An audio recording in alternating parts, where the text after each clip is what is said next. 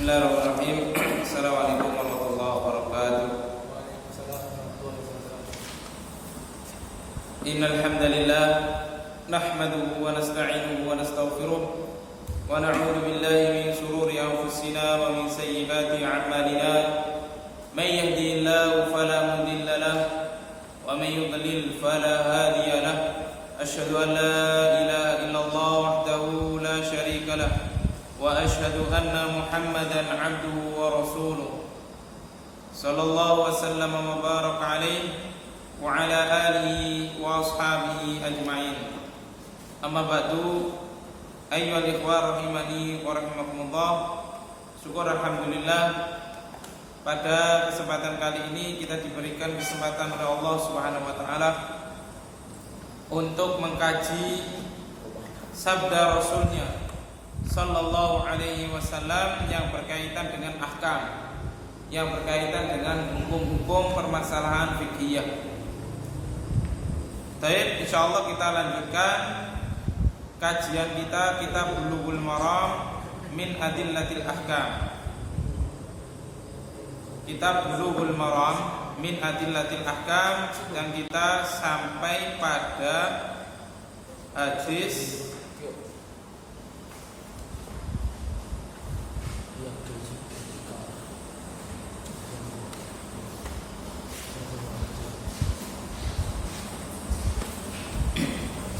pada hadis yang ke-19, babul aniyah, bab perihal bejana. Kitab antum mana? Kemarin ada baca tulisannya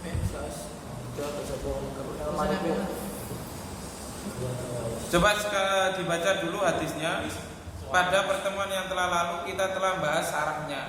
Insyaallah kesempatan kali ini kita membahas tentang faedah hadis yang ke-19 yang berbunyi, silakan dibaca bunyinya hadis 19. Wa an Abi Sa'labah Al-Husaini radhiyallahu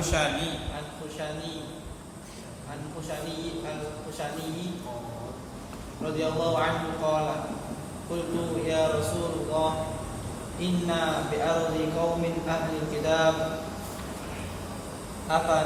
afanakulu fi aniyahim qala la ta'kulu fiha illa alla tajidu ghairaha faghsiluha wa kulu fiha, muttafaqun alaih.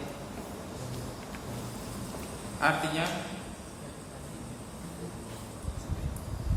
sudah diartikan. Wa'an Abi Sa'labah, dan dari Abi Sa'labah Al-Husaini radhiyallahu anhu, bahwa meridhoinya, qala, berkata Abi Sa'labah Al-Husaini, qultu, saya berkata, ya Rasulullah sallallahu alaihi wasallam,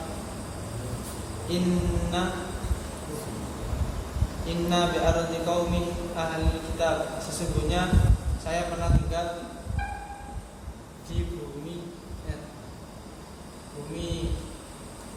ahli kitab.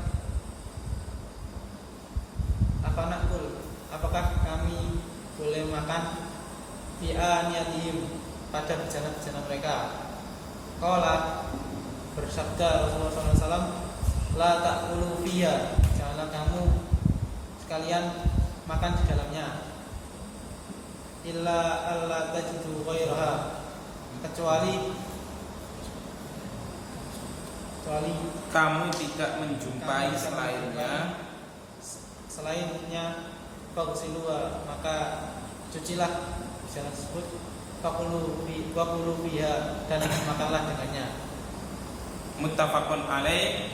Hadis ini diriwayatkan oleh Al-Imam Bukhari dan Muslim. Jadi hadis ini sahabat Abi Sa'labah Al-Khushani radhiyallahu anhu. Jadi baca itu Al-Khushani bukan Al-Khushaini. Abu Sa'labah Al-Khushani bidhamil kha wa fathis shin al-mu'jamatain. As-sahabi al-masyhur, termasuk sahabat yang terkenal. Akan tetapi ikhtulifa fismihi wasmi abihi ikhtilafan katsiran. Nama beliau aslinya itu diperselisihkan oleh para ulama dengan perselisihan yang amat banyak sekali. Seperti sahabat Abu Hurairah radhiyallahu anhu, disebutkan oleh Al-Imam Ad-Dhahabi di dalam kitab beliau Syiarul A'lamin Nubala, bahasanya ulama berselisih pendapat tentang nama asli Abu Hurairah radhiyallahu anhu, kalau tidak salah sampai 30 pendapat. Jadi nama beliau dan bapaknya itu diperselisihkan. Sama dengan Abu Tha'labah Al-Khushani, juga beliau diperselisihkan siapa nama aslinya dan nama bapaknya. Tapi beliau adalah sahabat Rasulullah Sallallahu Alaihi Wasallam yang terkenal. Hadis ini diriwayatkan oleh Imam Al-Bukhari di dalam kitab Ad-Dabaih Was-Shayd. Diriwayatkan oleh Imam Bukhari nomor hadis 5478, 5488, 5496. Diriwayatkan oleh Imam Muslim nomor hadis 1930. Diriwayatkan oleh Imam Abu Dawud nomor hadis 2852, Imam Tirmidzi nomor hadis 1464, Imam Nasai nomor hadis 181, Ibnu Majah nomor hadis 3207, diriwayatkan Abdul Razak nomor hadis 8503, diriwayatkan oleh Imam Ahmad nomor hadis 193 dan 195. Jadi hadis ini merupakan hadis yang sahih. Selain diriwayatkan oleh Imam Bukhari dan Muslim, banyak ulama ahli hadis yang meriwayatkan hadis tersebut. Jadi intinya Abi Tha'labah Al-Khushani ini beliau pernah tinggal di negeri orang kafir. Di mana kemarin? Di Syam. Beliau pernah tinggal di Syam. Nah, pada saat beliau di Syam, beliau tinggal di sana, kemudian beliau menanyakan kepada Rasulullah Shallallahu Alaihi Wasallam, bolehkah kita makan atau minum dengan menggunakan bejana mereka? Jadi itu ringkasnya sebagaimana yang telah kita bahas pada pertemuan yang telah lalu. Nah, di dalam hadis ini terdapat faedah. Yang pertama, faedah hadis ini bahwasanya bolehnya hirsus sahabat radhiyallahu anhum ala su'ali wa quwwati wara'ihim hatta innahum sa'alu an hadhil mas'alah al-khafifah. Kata Syekh Muhammad bin Shalih Al-Utsaimin rahimahullahu taala dalam kitab beliau Fathul Jalali wal Ikram Syarah Bulughul Maram, di antara faedah hadis ini yang pertama, hadis kisah Abi Tha'labah Al-Khushani ini yang pertama memberikan faedah kepada kita hirsus sahabah ala su'ali wa quwwati wara'ihim. Semangatnya para sahabat Rasulullah sallallahu alaihi wasallam menanyakan perihal permasalahan agama.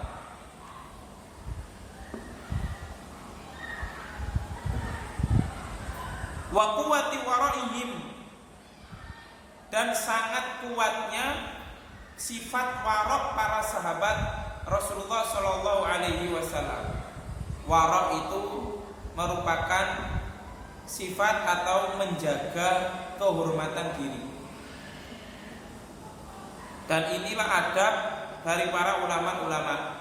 Jadi para ulama itu mereka senantiasa menjaga harga diri mereka.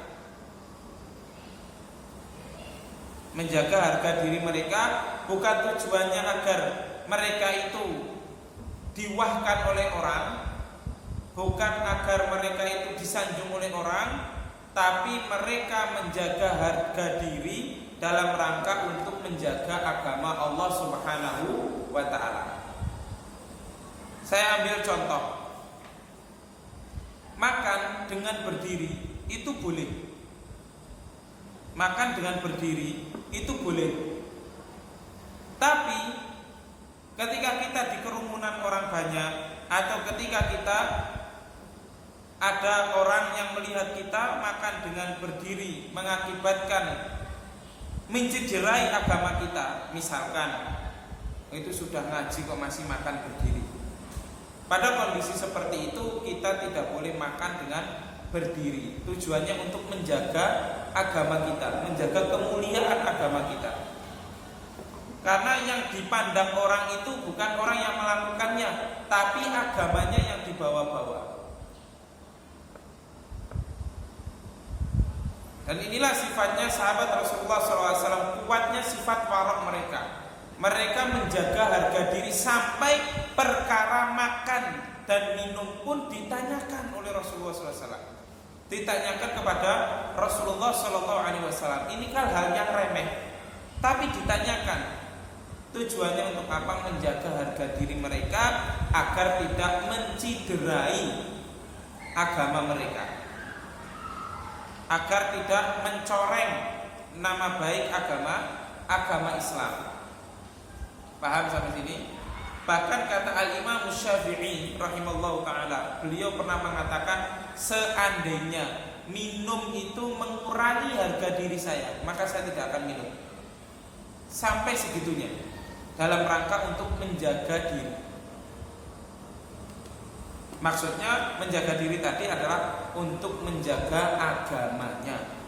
Jadi sifat wara itu menjaga diri dalam rangka untuk menjaga agama Allah Subhanahu wa ta'ala agar tidak terkesan jelek di mata masyarakat, agar tidak terkesan jelek di mata orang banyak. Itu namanya wara.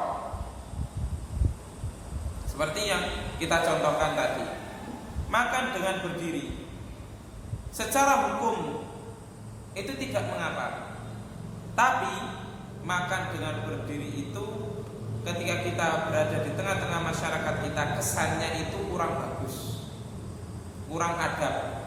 Maka kita tidak boleh melakukan hal tersebut. Kita tidak boleh makan sambil berdiri dalam rangka menjaga agama kita. Meskipun itu hakikatnya boleh, meskipun hakikatnya boleh, tapi kalau dikhawatirkan nanti akan menjadi bahan pembicaraan orang lain, akan menganggap bahwasanya Islam itu mengajarkan seperti itu, atau mereka akan menyangka ngaji, sudah ngaji kok tidak punya adab, misalkan seperti itu. Maka kondisi seperti ini jangan kita melakukannya, karena ini merupakan demi untuk menjaga agama kita. Paham? Kalau kita berbantah, mana dalilnya makan sambil berdiri tidak boleh? Ya tidak akan ketemu. Karena tidak ada larangan dari Rasulullah SAW makan sambil berdiri, tidak ada larangannya. Tapi makan sambil berdiri itu bisa menyebabkan harga diri, kehormatan seseorang itu tercederai, apalagi seorang santri, apalagi seorang thalabul ilmi. Ini maka harus diperhatikan. Inilah sahabat Rasulullah SAW. Mereka menjaga harga diri mereka.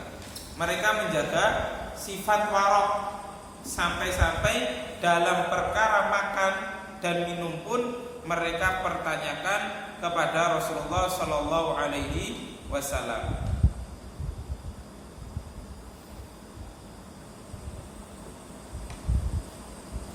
Paham? Ada pertanyaan sebelum saya lanjutkan?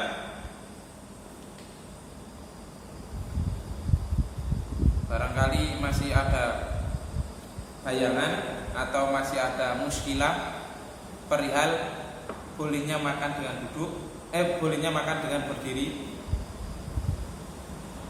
Tidak ada? Mungkin yang antum tahu makan dengan berdiri itu tidak boleh. Tapi tidak ada larangan di dalam hadis maupun dalam Al-Quran larangan makan dengan berdiri. Yang ada itu minum. Rasulullah SAW bersabda, la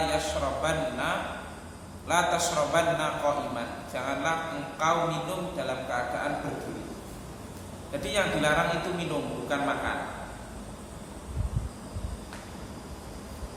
Hadisnya hanya minum, tidak makan. Itu pun dalam perkara minum, kata Syekh Muhammad bin Shalih Al-Utsaimin rahimahullah taala, larangan ini hanya sebatas makruh, karena sebatas adab, tidak sampai pada tingkatan haram. Kenapa? Karena ada dalil lain. Di dalam hadis Riyadhus Shalihin, Al-Imam Nawawi rahimahullah taala pernah membawakan hadis bahasanya para sahabat itu pernah minum sambil berjalan. Oleh karena itu hadis ini dijamak, dikompromikan oleh para ulama sehingga menghasilkan sebuah hukum bahasanya minum sambil berdiri itu hukumnya makruh, tidak sampai pada derajat haram. Tapi sekali lagi, ketika kita berada di kerumunan orang banyak, berada di kerumunan orang awam, jangan sampai kita minum sambil berdiri atau makan sambil berdiri. Jaga agama kalian. Faedah yang kedua adalah jawazu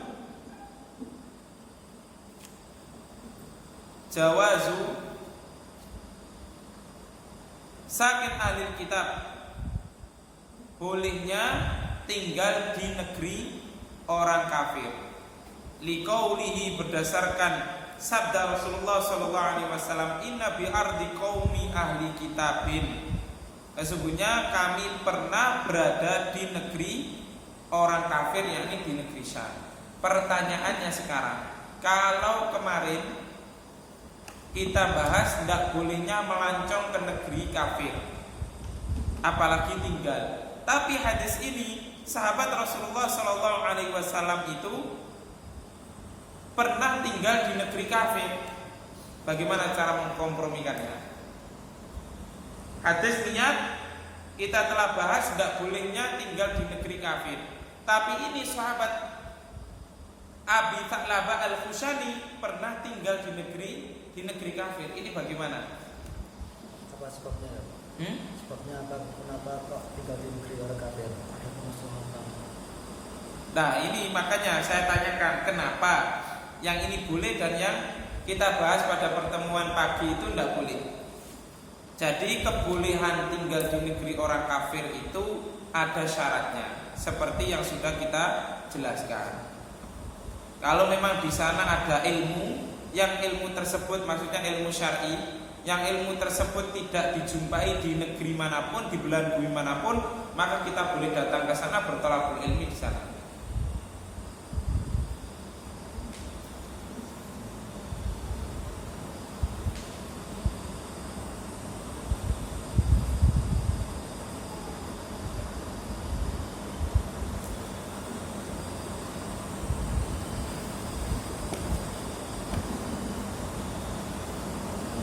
Berarti kesimpulannya, sahabat Abi Tha'labah Al-Khushani ini tadi diceritakan dalam hadis riwayat Imam Bukhari dan Muslim. Hadisnya ini sebenarnya panjang. Jadi beliau di sini ini dalam keadaan beliau itu berburu. Jadi beliau berburu di negeri orang kafir, berburu hewan. Nah, inilah marwahnya sahabat Rasulullah SAW. Beliau tidak takut, padahal masuk sarang musuh, tapi beliau tidak takut. Nah, inilah keimanan sahabat Rasulullah SAW dan apa? Keberanian mereka. Selama yang dibawa itu kebenaran, selama yang mereka bawa atau yang mereka tegakkan itu adalah agama Allah Subhanahu wa taala, maka mereka tidak akan gentar sedikit pun dengan musuh Allah Subhanahu wa taala. Tapi sekarang kebanyakan manusia itu sudah terkena penyakit wahan. Wahan itu hubbud dunya wa karahiyatul maut. Cinta dunia dan takut mati. Takut mati, senang dunia, cinta dunia dan takut mati. Sehingga ini yang menyebabkan musuh-musuh Islam itu sudah tidak takut lagi dengan orang-orang Islam. Karena orang Islam sudah kehilangan marwahnya.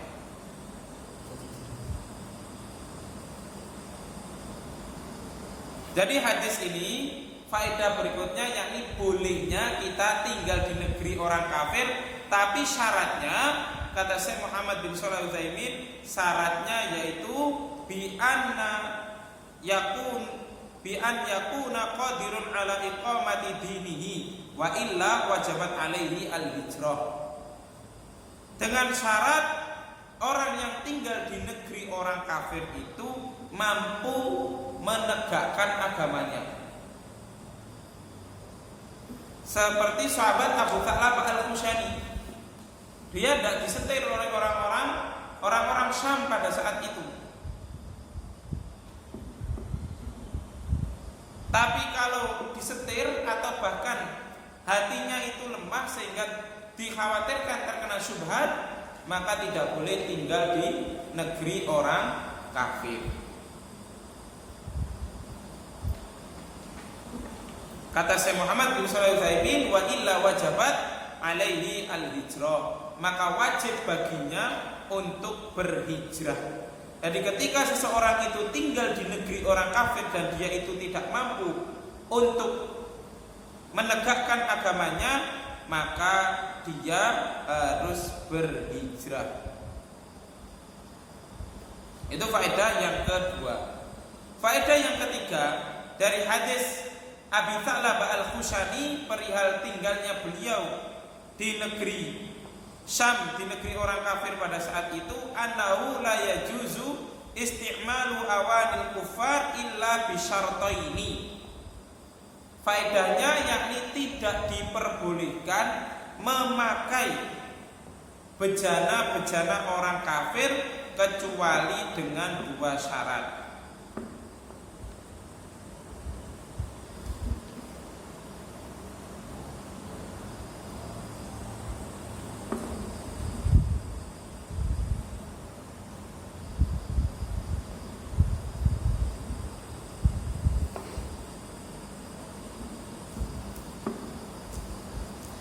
Syaratnya yaitu ketika sudah tidak dijumpai lagi bejana lain.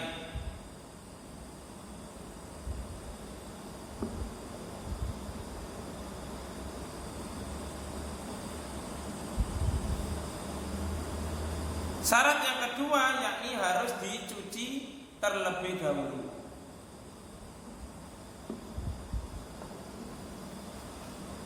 Faedah yang keempat, hirsun Nabi sallallahu alaihi wasallam an muba'adatil muslim li ghairil muslim.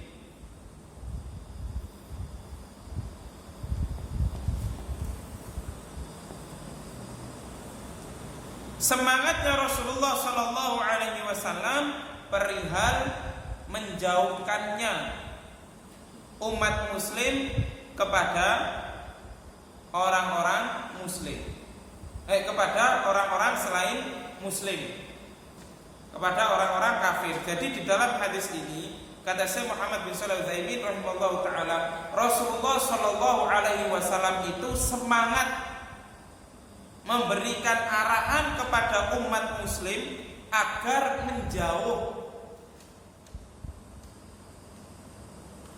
menjauhkan hal-hal yang dilakukan oleh orang-orang kafir. Bahkan sampai perkara bejana pun, memakai piring atau gelas orang-orang kafir saja, Rasulullah SAW memerintahkan jangan dipakai kecuali kamu sudah tidak menjumpai lagi. Ini adalah perkara yang ringan. Tapi Rasulullah SAW perintahkan agar jangan memakainya. Jadi ini tujuannya untuk apa? Supaya kaum muslimin itu tidak mencontoh perilaku orang-orang kafir.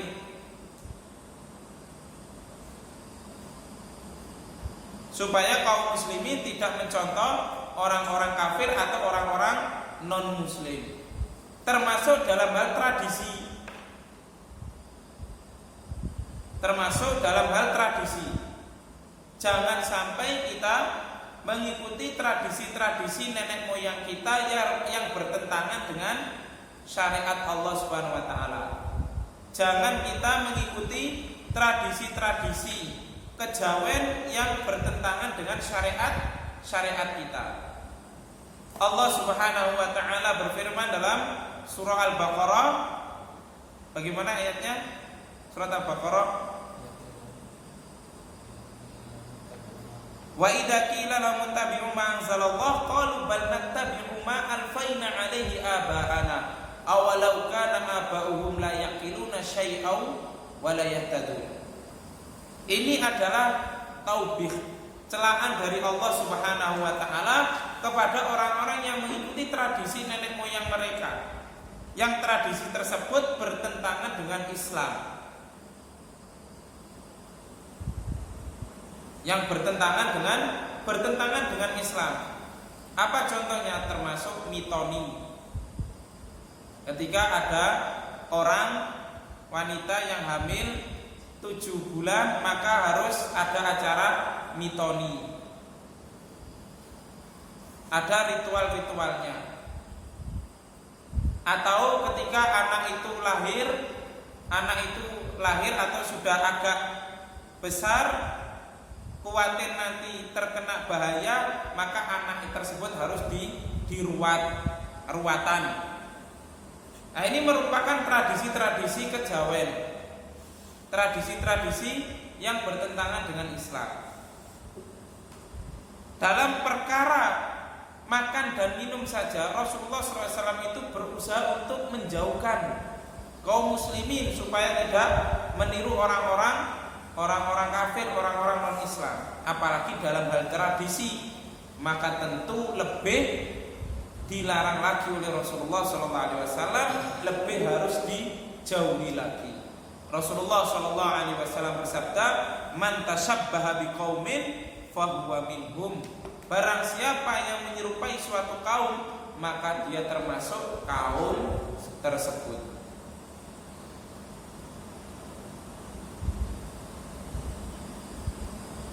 Faedah yang berikutnya,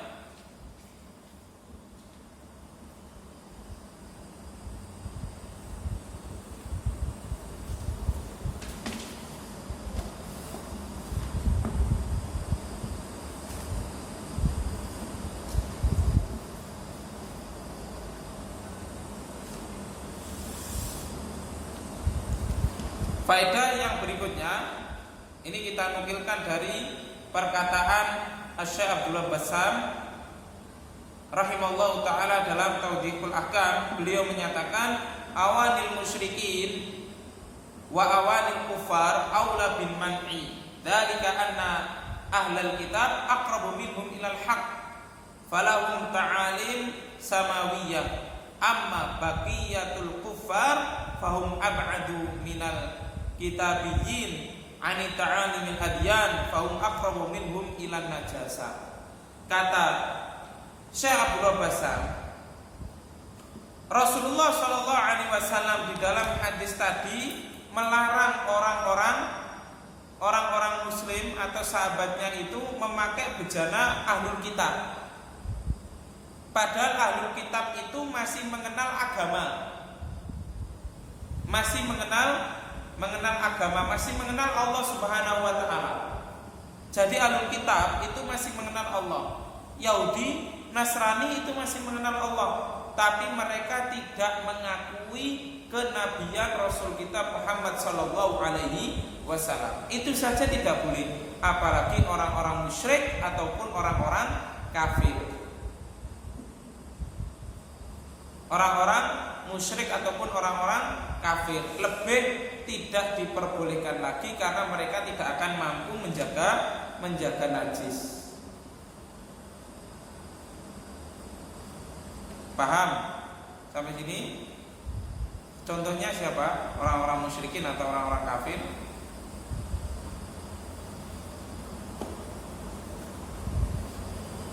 Termasuk ya orang-orang komunis.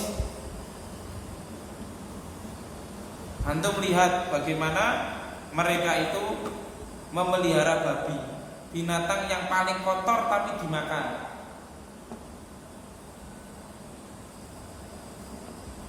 Bahkan kita dapat laporan babi itu kotorannya sendiri itu kadang dimakan,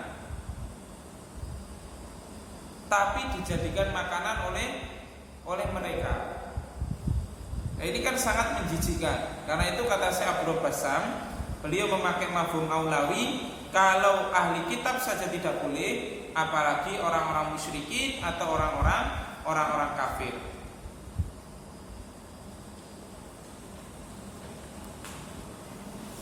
Faedah yang berikutnya, ibahatu tabadulil manafi' wal masalih minal kuffar li'anna hada ma huwa illa mujarradun muamalatun wa ada huquqin jairah wa qirabah wa nahwiha laisa ma'aha milu qalbi ilaihim wala rukun ilal i'tiqadatihim. Kata Syekh Abdul Bassam, dibolehkannya kita mengambil manfaat dari orang-orang kafir. Ingat, tapi catatannya dalam urusan muamalah. Dalam urusan muamalah tidak berkaitan dengan i'tiqad atau keyakinan. Jadi ketika kita mengambil manfaat, misalkan mengambil ilmu, misalkan ilmu kedokteran, misalkan ilmu pengobatan yang medis maksudnya, bukan ilmu pengobatan dengan menggunakan energi Qi. Karena di negeri tirai bambu kan ada metode pengobatan dengan memberikan energi Qi atau hawa murni kata mereka. Nah, ini yang tidak diperbolehkan. Tapi kalau sifatnya pengobatan itu secara medis, maka kita tidak masalah. Contohnya apa? Contohnya ada salah satu pijat yang berkembang di negeri Jepang, namanya pijat Yumeiho. Ini tidak masalah, tidak apa-apa, karena tidak ada pelanggaran di dalam syariat. Dan ini urusannya perkara dunia, bukan ada i'tiqad. Karena ilmu pijat seperti itu, ilmu yang nampak, tidak ada ritualnya macam-macam, dan tidak ada keyakinan bahwasanya pijat tersebut secara adatnya bisa menyembuhkan orang sakit. Dari pijat itu tanpa ada ritual-ritual. Pijat Yumeiho itu pijat pembenaran atau pembetulan tulang belakang. Contohnya apalagi ilmu umum yang bisa kita manfaatkan dari orang-orang kafir, ilmu bekam.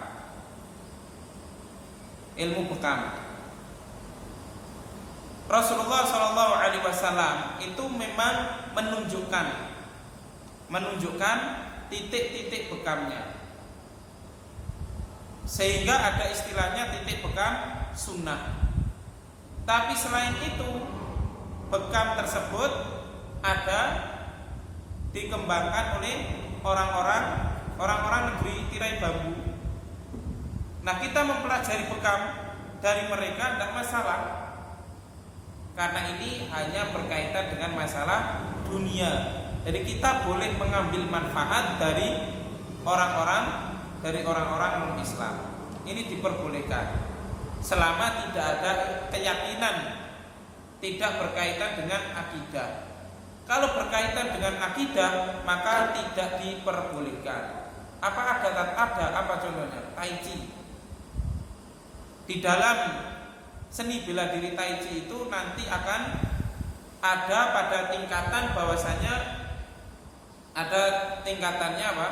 Bersemedi. Nah, pada saat bersemedi itu harus menghilangkan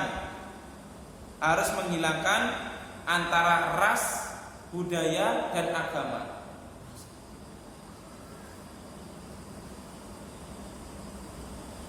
Itu bisa nanti antum buka, kalau tidak percaya saya ada bukunya itu. Saya dulu ya tertarik awalnya dengan Tai Chi ya karena tidak ada hus-husnya. Tidak ada hal-hal semacam itu, tidak ada kliniknya. Tapi ketika saya dalami, saya baca bukunya itu yang ditulis oleh orang Malaysia, namanya Wong Kei Kit kalau tidak salah. Saya lihat di situ ternyata untuk mengaktifkan cakra yang ada di tubuh, maka seseorang itu harus melakukan semedi. Nah ini ya, dan semedi itu syaratnya harus meninggalkan, harus mengesampingkan ras, budaya, agama. Paham? Nah kalau ada aliran silat yang mengajarkan seperti itu sudah nggak beres berarti. Kita punya agama kok disuruh menghilangkan agama kita. Itu murtad. Hah? Murtad. Wallahu ta'ala alam. Kita tidak bisa menghubungi seseorang.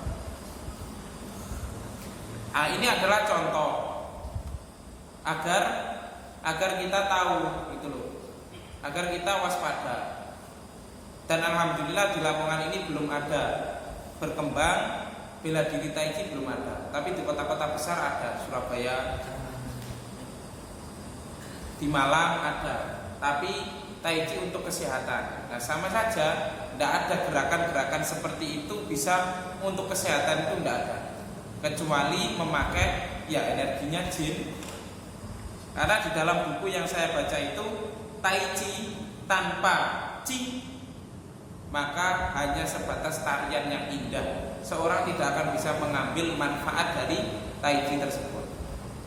Maka kasus ini tidak boleh kita memakainya. Paham? Jadi seni bela diri ini kita tidak boleh memakainya. Kenapa? Ya karena bertentangan dengan syariat kita. Tapi kalau dalam perkara urusan duniawi, kita Tai Chi kan urusan duniawi iya, tapi ada penyimpangannya. Kalau kita belajar bekam dengan metode orang-orang Cina, kan tidak ada penyimpangannya di situ. Tapi kalau kita mempelajari seni bela diri mereka, jelas ada. Karena apa? Karena mereka itu tidak percaya dengan adanya Allah SWT. Jadi pasti di dalam seni bela diri mereka itu pasti ada pelanggaran syariatnya.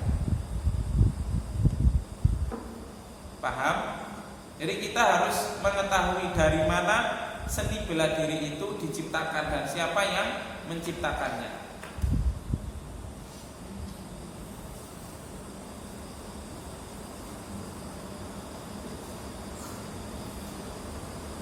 Faedah yang berikutnya, samahatus syariah, kemurahan syariat Islam, bahwasanya dalika annal wajib 'alal insan al-ibti'ad an mawatinir raibah. Seseorang itu harus meninggalkan sifat keraguan-raguan di dalam dirinya. Ketika seseorang itu ragu, maka dia tidak boleh meneruskan apa yang akan dia lakukan. Sebagaimana sabda Rasulullah sallallahu alaihi wasallam, "Da' ma yaribuka ila ma la yaribuka." Tinggalkan yang membuat kamu ragu dan kerjakanlah yang membuat atau yang kamu yakin. Ketika seorang itu ragu dalam melangkah, maka pikirkan baik-baik, pikirkan dengan matang. Apa sebabnya timbul keraguan? Kalau diperhatikan, direnungi masih timbul keraguan, maka tinggalkan. Dakma yari buka ilama la yari buka.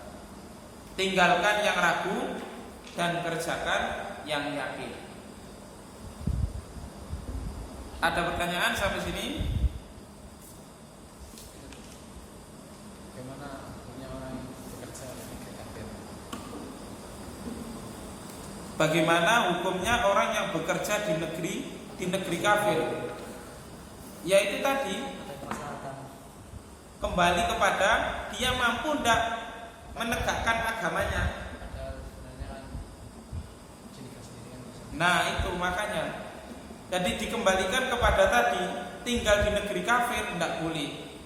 Nah berarti orang yang kerja di negeri kafir juga tidak boleh, kan hakikatnya dia kerja di sana berarti tinggal di sana.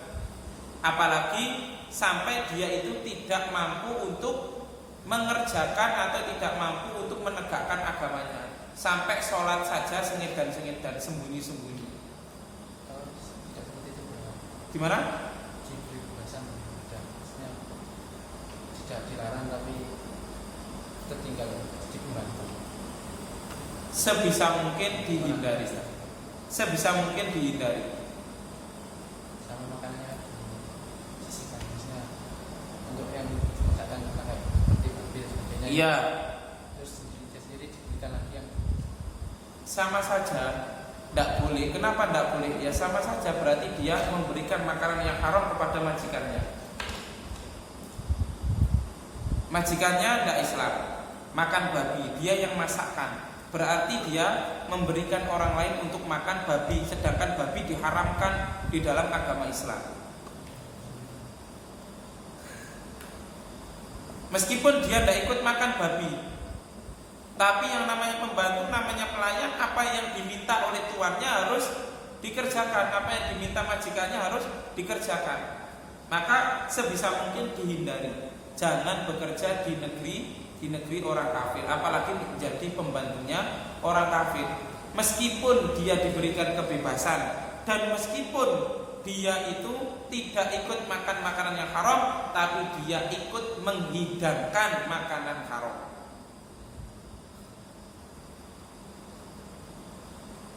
kalau hidup di kafir sebagai pengajar.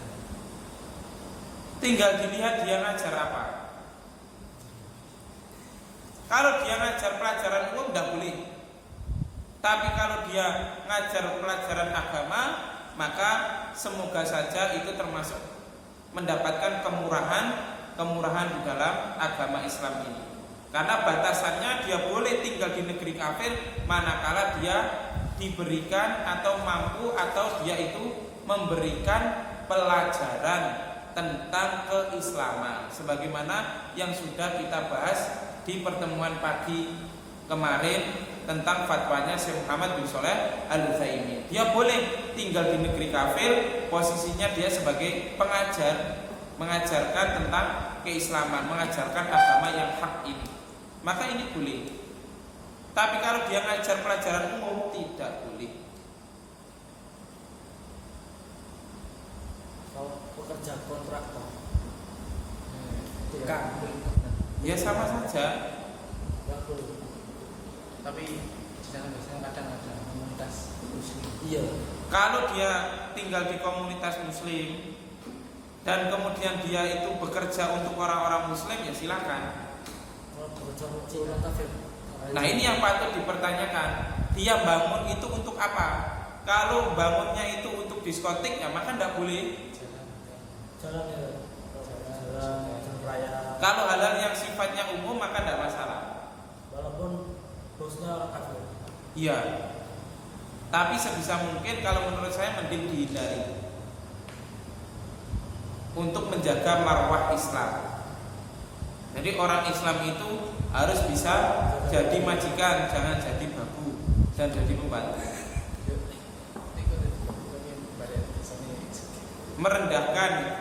Merendahkan diri di hadapan orang kafir. Kita harus menjaga warok, menjaga kehormatan diri kita, apalagi berkaitan dengan Islam. Ya benar, kembali ke kampung halamannya dia orang kaya, tapi paling tidak dia menjadi karyawannya orang kafir.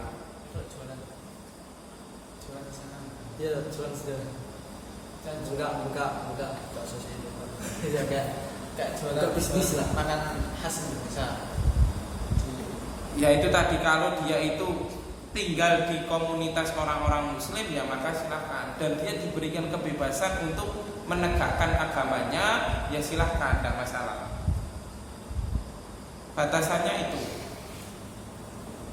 Enggak masalah. Tapi kalau dia justru malah buka warung makan di sana, kemudian dia melayani babi, dia melayani suike, nah tidak boleh. Enggak ada itu. Maksudnya makanan halal. Kalau makanan halal ya silahkan, sushi. nggak masalah. Sushi halal ya. Inggris. Terus dia jualan. Terus sempat ada yang dari sini dibawa ke sana juga. Kalau masalah boleh. Tidak masalah ketika dia diberikan kebebasan untuk menjalankan agamanya di sana, dan yang dijual adalah makanan-makanan yang halal, dan dia berada di komunitas orang-orang muslim. Karena sekarang hampir kita jumpai banyak sekali negeri-negeri orang kafir itu banyak komunitas-komunitas muslim, sampai ada komunitas muslim Tionghoa. Itu Nah itu tidak masalah, tidak masalah seperti itu. Nah kalau jadi pembantunya itu yang jadi masalah, merendahkan harga dirinya. Oh dulu dikisahkan ada sahabat Rasulullah SAW yang datang ke negeri Romawi. Dulu pakaiannya sahabat Rasulullah SAW yang dipakai untuk menemui raja, pakaiannya sahabat Rasulullah itu biasa-biasa aja, tidak ada yang mewah, tidak ada yang apa. Tapi raja Romawi pada saat itu berada di permadani yang indah. Kerajaannya juga terbentang permadani, tapi sama sahabat Rasulullah SAW diinjek-injek itu sama pakai sandalnya, dan tidak ada yang berani melawan, tidak ada yang berani marahi sahabat tersebut. Dan sahabat tersebut mengatakan, inilah perbedaan kita dengan kalian. Kalau kita merendahkan dunia, tapi kalian memuliakan dunia. Paham maksudnya? Jadi permadani yang semahal itu diinjek-injek sama sahabat Rasulullah SAW pakai sandal. Hanya datang seorang diri. Beliau datang seorang diri, menemui, langsung masuk ke istana, dan tidak ada yang berani. Nah inilah sahabat Rasulullah SAW, dan inilah seharusnya kita memiliki sifat seperti itu. Jangan muliakan dunia, tapi muliakanlah akhirat. Karena orang yang memuliakan dunia itu berarti dia termasuk orang yang lupa terhadap akhiratnya, keblinger. Dunia ini hanya sementara. Innamal hayatud dunya la'ibun walahun, permainan dan kesenangan yang menipu. Baik, mungkin sampai sini dulu yang dapat kita sampaikan. Kurang lebihnya saya mohon maaf. Wallahu ta'ala alam bisawab. Insyaallah pada pertemuan yang akan datang kita bahas masalah masail hadisnya, masalah-masalah fikih yang berkaitan dengan hadis Abi Tha'labah Al-Khushani. In uridu ilal islah mastata'tu wa ma taufiqi illa billah alaihi tawakkaltu wa ilaihi unib. Subhanakallahumma wa bihamdika asyhadu an la ilaha illa anta astaghfiruka wa atubu ilaik. Wa sallallahu ala nabiyyina Muhammad wa akhiru da'wana alhamdulillahi rabbil alamin. Wassalamu alaikum warahmatullahi wabarakatuh.